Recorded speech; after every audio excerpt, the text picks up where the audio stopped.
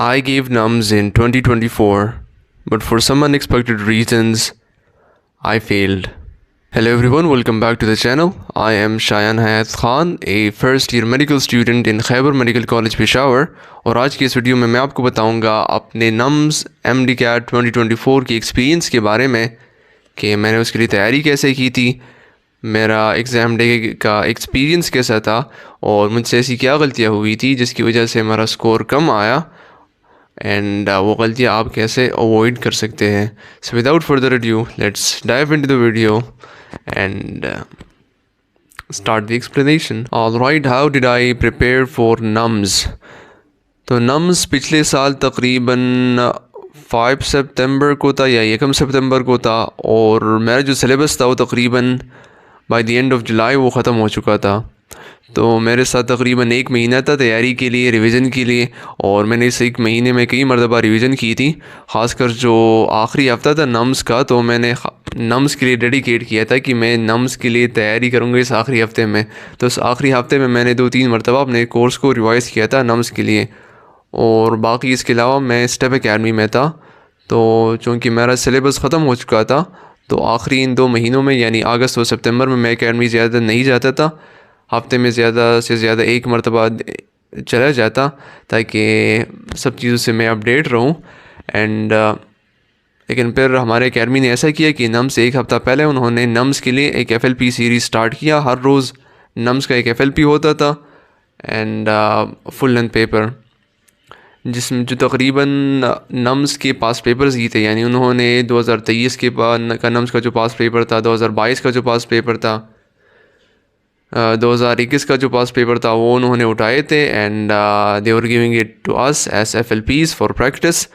तो उन FLPs के लिए मैं गया और उन FLPs में मेरे मार्क्स काफ़ी अच्छे आते थे. यानी out of 150 I would score between 130 and 140 which is really good I would say. और टेस्ट्स मेरे ख़्याल से काफ़ी आसान थे, specially the bio in those FLPs in those pass papers. तो मैंने NUMS के लिए पंजाब नहीं देखा था, जो कि देखना चाहिए था, क्योंकि NUMS में ज़्यादातर पंजाब ही के टेक्स्ट बुक से आता है. ख़ासकर फ़िज़िक्स, बायो, केमिस्ट्री सारा तकरीबन पंजाबी से आता है. लेकिन मैंने पंजाब नहीं देखा था क्योंकि my ultimate goal was the KMU MDCAT. मैं उसके लिए तैयारी कर रहा था and I didn't want anything to come in my way of clearing the KMU MDCAT. तो इसलिए मैंने पंजाब की किताबों को नहीं देखा था ताकि मेरा टाइम मैं बिल्कुल यानी फोकस रहूँ KMU MDCAT पर और मुझे एक्स्ट्रा एफर्ट नहीं लगानी पड़े किसी चीज़ को, NUMS को, क्योंकि NUMS या होगा या नहीं होगा. NUMS में सिलेक्शन भी मुश्किल होता है क्योंकि you have to be among the top 1% to get admission into a NUMS affiliated college. वहाँ पर NUMS में आपको तकरीबन 145 आउट ऑफ 150 आपके वहाँ मार्क्स 145, 140 इस तरह आ जाए तब आपको जाकर NUMS की कॉलेज में दाखिला मिल जाता है. तो आई डिडंट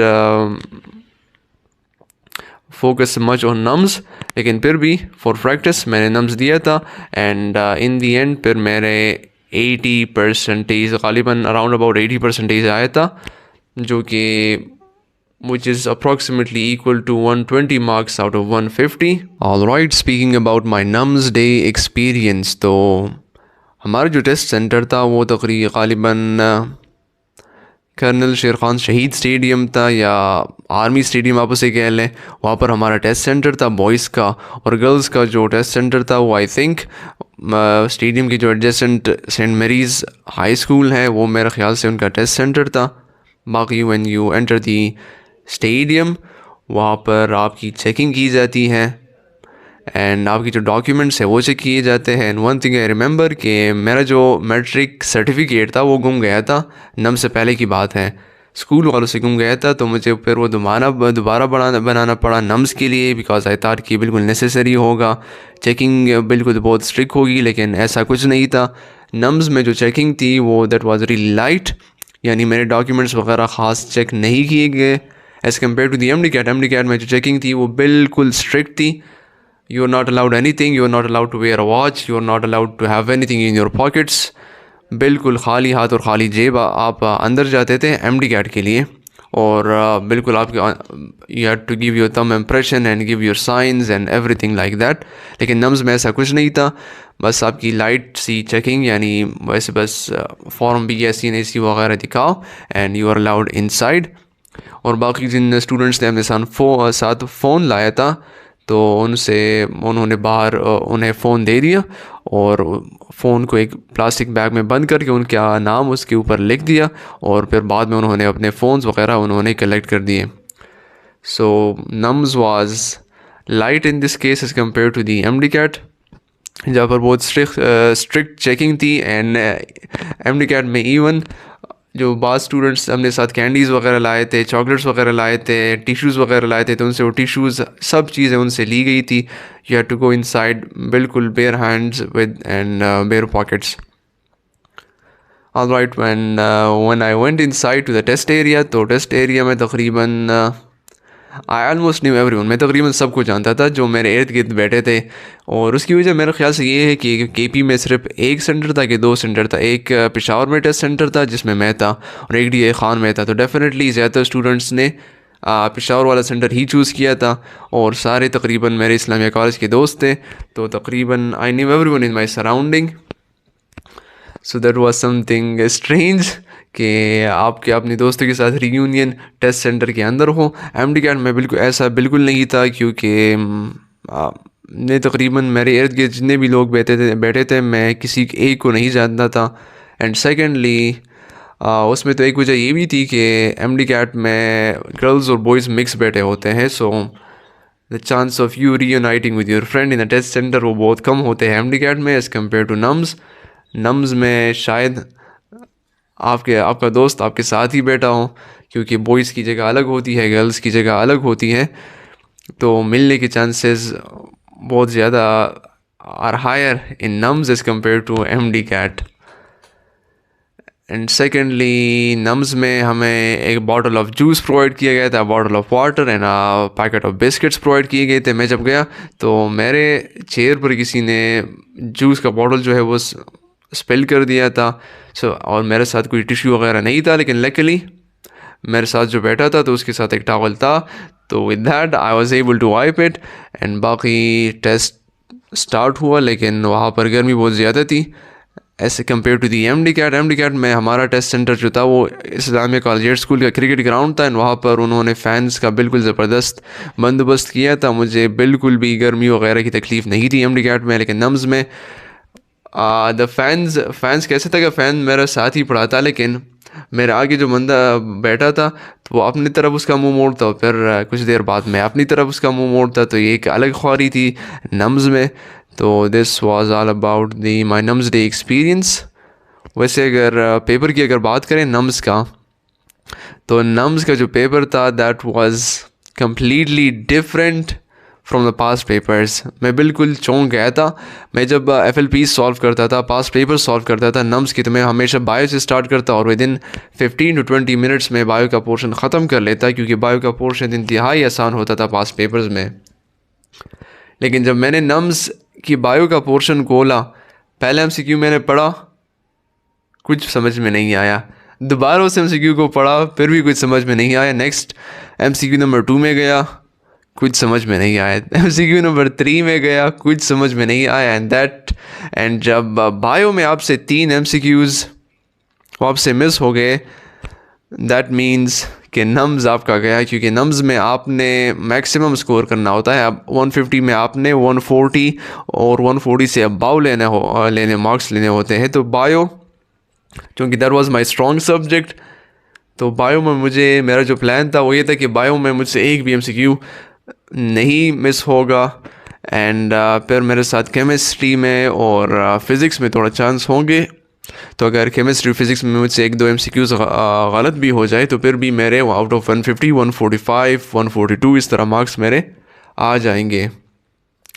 लेकिन चूँकि और वही से I would say I lost my motivation कि अब तो वैसे भी नम्स देने का कोई फ़ायदा है ही नहीं, क्योंकि बायो में मुझे 3-4 MCQs नहीं आ रहे हैं, तो केमिस्ट्री और फिज़िक्स का क्या होगा। So that was really hard. और फिर इंग्लिश भी सरप्राइजिंगली बहुत ज़्यादा मुश्किल था। उसमें कुछ ऐसे टर्म्स आए थे जो मैंने कभी सुने भी नहीं थे कि ग्रामर में एग्जिस्ट भी करते हैं। वर्ब्स के मेरे ख्याल से टाइप्स आए थे कि मैंने कभी भी ज़िंदगी में वो नाम भी नहीं सुने थे। तो that was really hard for me. तो वहाँ से मुझे, लेकिन बायो के पोर्शन में से मुझे अंदाज़ा हो गया था, बल्कि मैं डीमोटिवेट हो गया था कि वैसे भी अब मार्क्स जितने भी आ रहे हैं 140 से कम आने हैं, एंड दाखिला नम्स में वैसे भी इट्स इम्पॉसिबल ना। So that is when I lost all my motivation. Alright, अगर मैं नम्स को दोबारा देता and I was really serious about nums, तो ये गलतियाँ मैं नहीं करता। उनमें से पहली गलती ये है कि मैंने पंजाब को नहीं पढ़ा था। नम्स में मेजॉरिटी ऑफ दी MCQs वो पंजाब से आते हैं और मैंने पंजाब को बिल्कुल नहीं पढ़ा था। तो if I were serious about nums, मैं पंजाब को ज़रूर पढ़ता। ख़ासकर फ़िज़िक्स में ऐसा था कि फ़िज़िक्स में जो आखिरी चैप्टर है न्यूक्लियर फ़िज़िक्स का, वो पंजाब में एक टॉपिक एक्स्ट्रा है एज़ कम्पेयर टू KP। तो वो टॉपिक मैंने बिल्कुल नहीं देखा था। और फ़िज़िक्स में ज़्यादातर MCQs न्यूक्लियर फ़िज़िक्स से ही आए थे और ज़्यादातर MCQs 4-5 MCQs उसी एक टॉपिक से आए थे जो पंजाब की बुक में एक्स्ट्रा है as compare to the KP text book. तो ये एक बहुत बड़ी गलती मुझसे हुई थी। So if I were to give NUMS again and I was really serious about scoring well in NUMS, तो मैं पंजाब को ज़रूर पढ़ता along with my own province. The second mistake I made was losing hope too early. यानी मैंने जैसे ही bio का portion देखा तो मैं बिल्कुल सारी उम्मीदें हार गया और मेरे जो MCQ सॉल्विंग की जो डिसीजन पावर थी वो कम हो गई, क्योंकि मुझे पता चल गया कि मैं क्वालिफाई नहीं होने वाला नम्स में। तो I made really bad decisions in the MCQs उस डीमोटिवेशन की वजह से। लेकिन मुझे डीमोटिवेट बिल्कुल नहीं होना चाहिए था। ऐसे अगर टेस्ट मुश्किल हो जाए तो आपकी सोच ये होनी चाहिए कि अगर टेस्ट मेरे लिए मुश्किल है तो ये सारे स्टूडेंट्स के लिए मुश्किल होगा, और जब सारे स्टूडेंट्स के लिए मुश्किल है तो फिर मेरिट भी कम होगा as compare to previous years. पिछले सालों में अगर टेस्ट आसान था, मेरिट हाई था, तो उसकी वजह ये थी कि टेस्ट आसान था और मैंने वो पास पेपर सॉल्व भी किए थे, वो मेरे लिए भी आसान थे। तो इस साल अगर टेस्ट मुश्किल है तो ये सब के लिए मुश्किल होगा और मेरिट भी उस हिसाब से वो कम होगा। तो you should never be demotivated. अगर नम्स में अगर मुश्किल पेपर आ जाए as compare to your expectations, अगर MD-CAT में इस तरह मुश्किल पेपर आ जाए तो तब भी आपने you have to fight till the last MCQ। हर एक MCQ पर आपने फोकस करना चाहिए। मे बी उस साल टेस्ट बहुत मुश्किल आया हो और उसकी वजह से फिर मेरिट भी बहुत कम आ जाए, तो यू नेवर नो। तो इसलिए आपको लास्ट MCQ तक हिम्मत नहीं हारनी चाहिए और अपनी पूरी मेहनत करनी चाहिए हर एक MCQ पर। The third mistake that I made that day was poor time management, और उसकी वजह भी डीमोटिवेशन थी। मैंने ज़्यादातर टाइम बायो और केमिस्ट्री पर वेस्ट किया, और हालांकि फ़िज़िक्स आसान था फिर भी पोर टाइम मैनेजमेंट की वजह से मुझे एंड में टाइम ना मिल सका। और फ़िज़िक्स के कुछ MCQs मुझसे ऐसे रह गए कि मैंने बस वैसे फ़िल किए, कुछ 5-6 MCQs मैंने बिल्कुल वैसे फ़िल किए। तो उस डीमोटिवेशन की वजह से एक नुकसान ये भी हुआ कि I was unable to manage my time well. तो आप जो भी एग्ज़ाम देने चाहे वो नम्स हो, AQ का तो हो गया, चाहे वो नम्स हो चाहे वो MD-CAT हो, आप टाइम मैनेजमेंट का ज़रूर ख्याल रखें। एंड इसी टाइम मैनेजमेंट की वजह से पिछले साल मेरा एक दोस्त भी रह गया था, हालांकि उसने बहुत तैयारी की थी। उसने तकरीबन चारों प्रोविंसेस की किताबें पढ़ ली थी, फेडरल भी पढ़ ली थी, पंजाब भी पढ़ ली थी, हम अपने प्रोविंस यानी KB की किताबें भी पढ़ ली थी, लेकिन because of poor time management ही फेल्ड। हालांकि वो एक रिपीटर भी था। तो so you should take care of your time management और कोशिश करें कि एग्ज़ाम जाने से पहले अपने जहन में एक स्केच बनाएं कि मैं पेपर को इस हिसाब से सॉल्व करूँगा। फिर अगर पेपर मुश्किल आ गया आपके हिसाब से तो फिर भी ट्राई टू उस हिसाब से अपने लिए उसी वक्त जहन में एक नक्शा बना लिया करे कि मैं इस वक्त तक मुझे ये पोर्शन ख़त्म करना है। अगर ये पोर्शन इस वक्त तक ख़त्म नहीं हुआ, I will move on to the next subject, then I will move on to the next subject, ताकि एक पोर्शन पर आपका ज़्यादा टाइम ज़ाया ना हो। Alright, these were all the mistakes that I made on the day of nums. तो अगर आप नम्स में या MD-CAT में अच्छा स्कोर करना चाहते हैं तो ये गलतियाँ कभी भी ना करें। एंड एडिशनली आवर एडवाइस कि आप ज़्यादा से ज़्यादा रिविज़न करें। And if you don't know how to revise properly, you can watch this video over here.